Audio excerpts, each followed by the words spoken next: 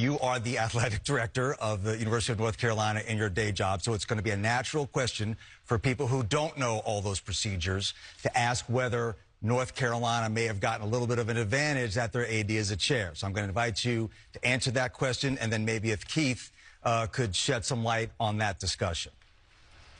Well, thanks, Seth. And obviously, I'm going to defer that to Keith. But, all the policies and procedures were followed, and Keith can address exactly how North Carolina was discussed, because I was not in the room for any of that. Yeah, thanks, Bubba. And Seth, I appreciate the question. As the vice chair, I managed all the conversations that we had about North Carolina, and we had quite a few.